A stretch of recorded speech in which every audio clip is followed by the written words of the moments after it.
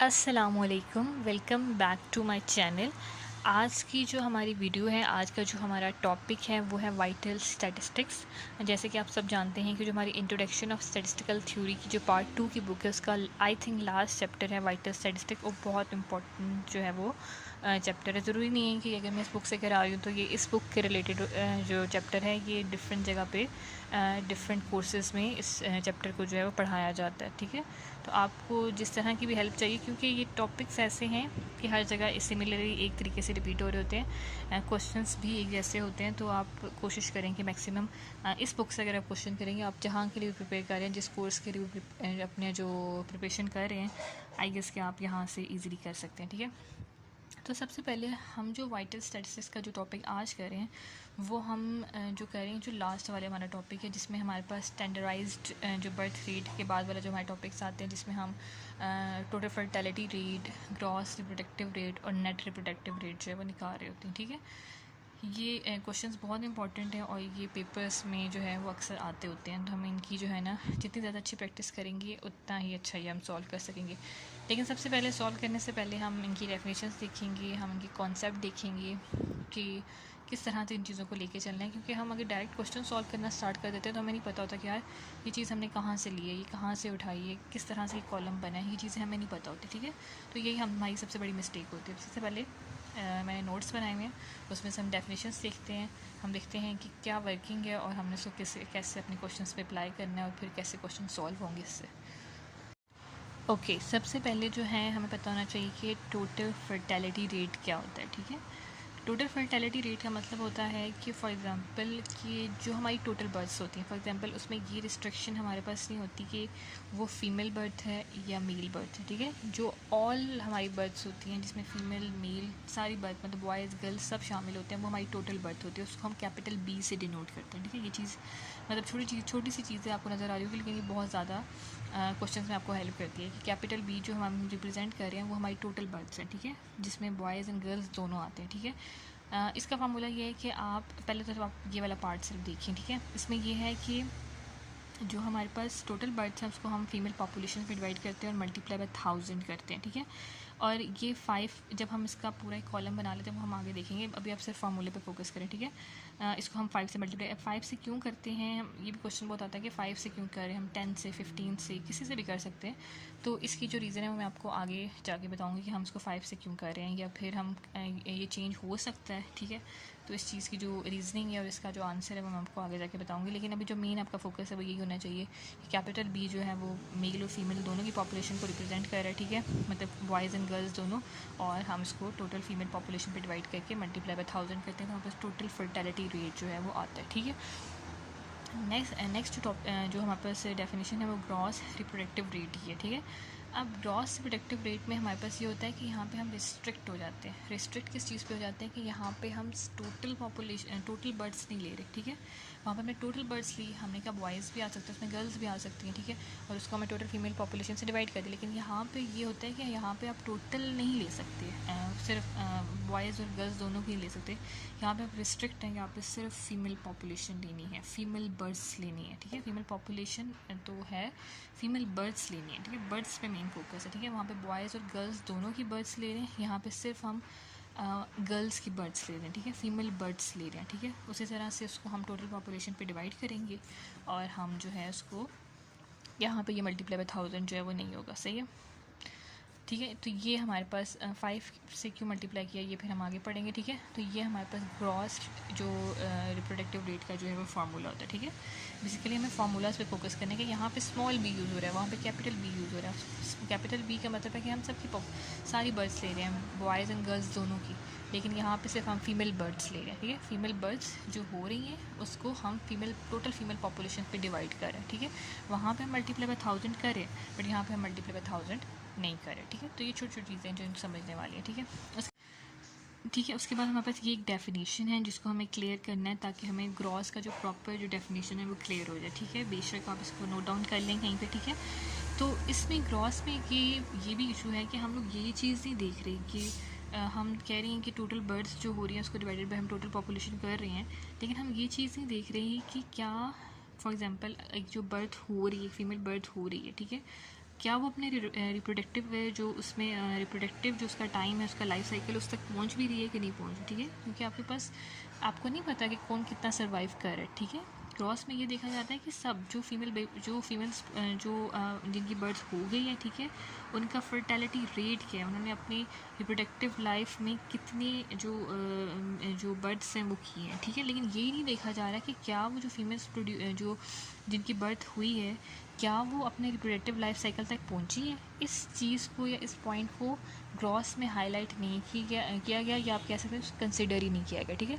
लेकिन net reproductive rate में इसको कंसिडर किया गया है कि फ़ीमेल अगर बर्ड्स हो रही हैं तो जो बर्ड्स हो रही हैं क्या वो अपने रिप्रोडक्टिव लाइफ साइकिल तक पहुँच रही हैं, क्या वो अपने मोर्टेलिटी पीरियड तक पहुँच रही हैं, ठीक है।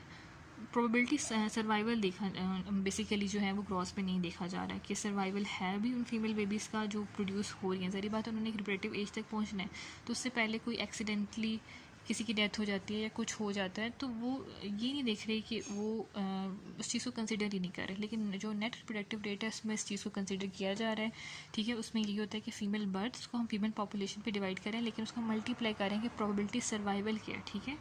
कितनी फीमेल्स उस पीरियड तक पहुंच रही हैं, उस रिप्रोडक्टिव साइकिल तक, उस रिप्रोडक्टिव मोर्टेलिटी जो पीरियड है उनका उस तक पहुंच रही है, ठीक है। बेसिकली ये दोनों में डिफरेंस है। ओके उसके बाद ये एक जो हमारे पास एक जो डेरिवेशन कह रहे हैं या मैथमेटिकली एक स्टेटमेंट है हमारे पास, जिसको हमने क्वेश्चन सॉल्व करते हुए हमेशा माइंड में रखना है कि हमारा जो टोटल फर्टिलिटी रेट का आंसर वो ग्रॉस रिप्रोडक्टिव रेट के आंसर से बड़ा होना चाहिए। फिर जो ग्रॉस रिप्रोडक्टिव रेट का आंसर है वो नेट रिप्रोडक्टिव रेट के आंसर से बड़ा होना चाहिए, ठीक है। ये एक मैथमेटिकल स्टेटमेंट है और ये मैथमेटिकल स्टेटमेंट तो है लेकिन हमें इसकी रीज़निंग नहीं पता होती। हम कहते हैं कि ठीक है जी ये है, रट्टा मार लिया जी तो हम कर लेंगे, लेकिन ऐसा नहीं है। हर चीज़ के पीछे कोई ना कोई रीज़न होती है कि ये क्यों कहा गया कि टोटल फर्टिलिटी रेट जो है वो ग्रॉस रिप्रोडक्टिव रेट से ग्रेटर है और जो ग्रॉस रिप्रोडक्टिव रेट है वो नेट रिप्रोडक्टिव रेट से ग्रेटर है। ऐसी बात क्यों कही गई है, ठीक है। तो जैसे हमें टोटल फर्टिलिटी रेट का जो फार्मूला है उसमें पढ़ा था कि जो टोटल फर्टिलिटी रेट होता है वो हमारे पास सबकी बर्ड्स, बॉयज़ एंड गर्ल्स दोनों की बर्ड्स को हम उसमें लेते हैं, ठीक है। लेकिन जो ग्रॉस रिप्रोडक्टिव रेट है उसमें बॉयज़ माइनस हो जाता है और हम फीमेल्स को लेते हैं, ठीक है। अब हम जब टोटल फर्टिलिटी रेट में दोनों की बर्ड्स ले रहे हैं तो ज़ाहिर बात है उसका आंसर जो है वो ग्रॉस रिप्रोडक्टिव रेट से बड़ा आएगा, क्योंकि वहाँ पे हम ग्रॉस रिप्रोडक्टिव रेट में हम सिर्फ फीमेल बर्ड्स को ले रहे हैं, हम बॉयज़ की बर्ड्स को नहीं ले रहे, ठीक है। इसी तरह जब हम नेट रिप्रोडक्टिव रेट में आते हैं तो हम उसमें से जो फीमेल बर्ड्स हो रही हैं उसको कंसिडर कर रहे हैं, लेकिन फीमेल बर्ड्स में उनको कंसिडर कर रहे हैं जो अपने रिप्रोडक्टिव साइकिल तक पहुंच रही हैं, ठीक है। मतलब उसमें से बहुत सारी चीज़ें माइनस हो जाएंगी फिर कि मतलब बर्ड्स कम हो जाएंगी, ठीक है। क्योंकि ऐसे चांसेस होते हैं कि वो सारी फीमेल्स जो हैं वो उस रिप्रोडक्टिव एज तक नहीं पहुंचती, क्योंकि कोई ना कोई बीच में इंसिडेंट या कोई ऐसा चीज़ हो जाती है कि आप ये नहीं कह सकते कि जितनी बर्ड्स हुई हैं उतनी वो रिप्रोडक्टिव एज तक पहुंच गई हैं, ठीक है। तो फिर और चीज़ें माइनस हो जाएंगी, इसलिए जो हमारा टोटल फर्टिलिटी रेट है वो ग्रॉस रिप्रोडक्टिव रेट से बड़ा होता है और ग्रॉस रिप्रोडक्टिव रेट जो है वो नेट रिप्रोडक्टिव रेट से बड़ा होता है, ठीक है। तो ये चीज़ है, ये मैथमेटिकल स्टेटमेंट है, इसको आप बेशक यहाँ से स्क्रीनशॉट ले लें या इसको नोट डाउन कर लें तो आपके लिए क्लियर हो जाएगा कि birds of boys and girls दोनों हो रही हैं। यहाँ पे सिर्फ गर्ल्स की हो रही हैं और यहाँ पे बर्ड्स ऑफ गर्ल वो survive till their reproductive age, ठीक है। तो इससे आपको बहुत सारी जो चीज़ें हैं वो क्लियर हो जाएंगी। अब हम मूव करते हैं क्वेश्चन की तरफ, ठीक है। जो मेन चीज़ें हैं जिसके लिए आई थिंक आप सब लोग बैठे हुए हैं कि जल्दी जल्दी क्वेश्चन करवाएं। तो क्वेश्चन तो हो जाते हैं लेकिन जब तक आपको कॉन्सेप्ट नहीं क्लियर होते ना तो आप मतलब उस तरह से चीज़ों को लेके नहीं चल सकते। तो कॉन्सेप्ट क्लियर करें, जितने आप कॉन्सेप्ट क्लियर करेंगे आपके लिए उतनी आसानी होगी। और मैं दो तरह से समझाऊंगी। एक जो हमारा रट्टाफिकेशन सिस्टम है जिसमें हम मतलब ये देख लेंगे कि हम किस कॉलम को किस पे डिवाइड करके हम इसको सॉल्व कर सकते हैं, और एक हम पूरे कॉन्सेप्ट के साथ करेंगे, ठीक है। तो आपको जो भी ईजी लगा आप उस मेथड को अडॉप्ट करें और अपने पेपर को सॉल्व करें या अपने पेपर की तैयारी करें। ओके ये है हमारा क्वेश्चन, ठीक है। जो आपकी इस बुक में जितने भी हमारे जो क्वेश्चन सॉल्व हुए हुए हैं वो इसी मेथड से सॉल्व हुए हैं, ठीक है। और यही एक मतलब यही मेथड है जिससे क्वेश्चन सॉल्व होते हैं। लेकिन डायरेक्ट और इनडायरेक्ट की जो मैं बात कर रही हूँ ना, मतलब अब डायरेक्ट और इनडायरेक्ट को आप उस मेथड में ना लेके जाइएगा जो उस वाइटल का एक और पहला टॉपिक है। वो भी मैं आपको कराऊंगी, कोशिश करूँगी उसकी वीडियो अपलोड करूँ। अगर आपको चाहिए तो आप कमेंट सेक्शन में बताएं मुझे, उस पर मैं वीडियो इंशाल्लाह बना के अपलोड करूँगी। लेकिन इसको मैं इस सेंस में कह रही हूँ कि हमारे जो कॉलम्स हैं, एक तो हम इस मेथड से करेंगे, हम कॉलम्स को नेम दे दें, ये याद कर लेंगे कौन से कॉलम को किस पे डिवाइड करना है और किस तरह से चलना है, ठीक है। एक प्रॉपर मेथड है जब आप कॉलम को प्रॉपर नेम्स दें, ठीक है, कि हमें पता है ये कॉलम इस चीज़ का है, ये कॉलम इस चीज़ का है, ये स्मॉल बी का है, ये कैपिटल बी का है, ये टोटल पॉपुलेशन का है, और फिर उसको एक कॉन्सेप्ट के साथ लेके चलें, जैसे हमने पीछे फार्मूलाज पढ़े उस हिसाब से करें, ठीक है। तो दोनों तरीक़ों से हो सकते हैं। अगर आपको नहीं समझ आ रही चीज़ें, आप बहुत मैसअप करें, तो आप कॉलम्स को काउंटिंग मतलब आप नंबर दे दें 1 2 3 करके, और फिर ये याद कर लें कि हमने कौन से कॉलम को किस पे डिवाइड करना है, तो हमारा आंसर आ जाएगा, ठीक है। तो ये 2 मेथड्स हैं। तो हमें जो कॉलम्स गिवन होते हैं वो एजेस के होते हैं, ठीक है। बेसिकली इस कॉलम का कोई काम नहीं है, लेकिन फिर भी अगर पेपर में मेंशन है तो आपको लिखना है, तो उसको कॉलम 1 का नाम दे दें। ये इमीडिएट पॉपुलेशन है, उसको कॉलम 2 का नाम दे दें। हमें ये और ये प्रोबेबिलिटी सर्वाइवल गिवन होता है, ठीक है। तो ये इसी तरतीब से आप कॉलम बनाएं। उसके बाद आप रजिस्टर बर्थ का कॉलम बनाएं, ठीक है। रजिस्टर बर्थ का, उसके बाद रजिस्टर बर्थ का जो कॉलम है उसको कॉलम 3 का नाम दे दें, और फीमेल बेबीज़ का जो कॉलम है उसको कॉलम 4 का नाम दे दें, ठीक है। इसी तरह की आप चीज़ें याद कर लें कि ए स्पेसिफिक फर्टिलिटी रेट का जो पर 1000 वुमेन का कॉलम है उसको कॉलम 5 का नाम दे दें, और ये जो हमारे पास कॉलम होगा इसको कॉलम 6 का नाम दे दें, ठीक है। प्रोबेबिलिटी सर्वाइवर को कॉलम 7 का, और जो एक्सपेक्टेड है उसको आप कॉलम 8 का नाम दे दें, ठीक है। कॉलम्स को नंबर कर लें, ठीक है। अब हम इसको सॉल्व कैसे करेंगे, ठीक है। अब एक चीज़ तो ये है कि हम सबको पता है कि जो मिड ईयर फीमेल पॉपुलेशन है, हमने फार्मूलाज पढ़े हैं, तो अगर ये पॉपुलेशन है तो इसको हम कैपिटल पी से डिनोट करते हैं, और ये सिर्फ फीमेल पॉपुलेशन है क्योंकि रिप्रोडक्टिव जो सिस्टम होता है वो फीमेल्स के अंदर होता है, तो ज़रूरी बात है वो फीमेल पॉपुलेशन का होगा, तो हम इसको कैपिटल पी एफ से डिनोट कर देंगे, ठीक है। इसी तरह जो रजिस्टर बर्ड्स हैं, ठीक है, जो बर्ड्स रजिस्टर हुई हैं, अब ये जो रजिस्टर बर्ड्स हैं ये सिर्फ फीमेल्स की नहीं हैं, ठीक है। ये चीज़ माइंड में रखनी है। रजिस्टर बर्ड्स हमारे पास फीमेल और बॉयज़ और गर्ल्स दोनों की होती है, तो इसका मतलब है ये कैपिटल बी है। सिंपली आप कुछ चीज़ें मैंने पहले समझाई ना, आप उससे भी करें तो आपके लिए बड़ी आसानी होगी, ठीक है। तो इसको हमने कैपिटल बी का नाम दे दिया। अब ये सिर्फ फीमेल बेबीज़ का कॉलम है, सिर्फ फीमेल बेबीज़ का कॉलम है। तो मैंने क्या कहा था कि जब हम फीमेल बेबीज़ को सिर्फ कंसिडर करें तो हम स्मॉल बी से डिनोट करते हैं, तो इसलिए हमने इसको स्मॉल बी से डिनोट कर दिया, और एफ़ इसलिए लिखा क्योंकि सिर्फ फीमेल की जो बर्ड्स हैं उसको कंसिडर किया जा रहा है, ठीक है। उसके बाद इसी तरह जब हमने ए स्पेसिफिक फर्टिलिटी रेट निकालना है, ठीक है, ए स्पेसिफिक फर्टिलिटी रेट पर 1000 वुमेन, ठीक है, पर 1000 वुमेन हमने ए स्पेसिफिक फर्टिलिटी रेट निकालना है पर 1000 वुमेन का। तो इसका मतलब है कि इसमें दोनों की बर्ड्स ऐड होंगी, बॉयज़ एंड गर्ल्स दोनों की। हाँ, स्पेसिफिक का भी आपने पहले पढ़ा होगा कि स्पेसिफिक हम कैसे निकालते हैं, कि हम जो हमारी बर्ड्स हैं उसको हम पॉपुलेशन पे जब डिवाइड करते हैं और मल्टीप्लाई बाय 1000 करते हैं तो एक स्पेसिफिक फर्टिलिटी रेट आ जाता है हमारे पास, ठीक है। तो ज़रूरी बात है कि हम सबकी दोनों की बर्थ को कंसिडर करें, इसलिए हमने कैपिटल बी लिया, और फीमेल पॉपुलेशन है हमारे पास मल्टीप्लाई बाय 1000, तो हमारे पास ये कॉलम बन जाएगा, ठीक है। या फिर आपने याद करना है तो आप बस ये याद करेंगे कॉलम 3 को कॉलम 2 पे डिवाइड करेंगे और मल्टीप्लाई बाय 1000 करेंगे, तो ए स्पेसिफिक फर्टिलिटी रेट का कॉलम आ जाएगा, ठीक है।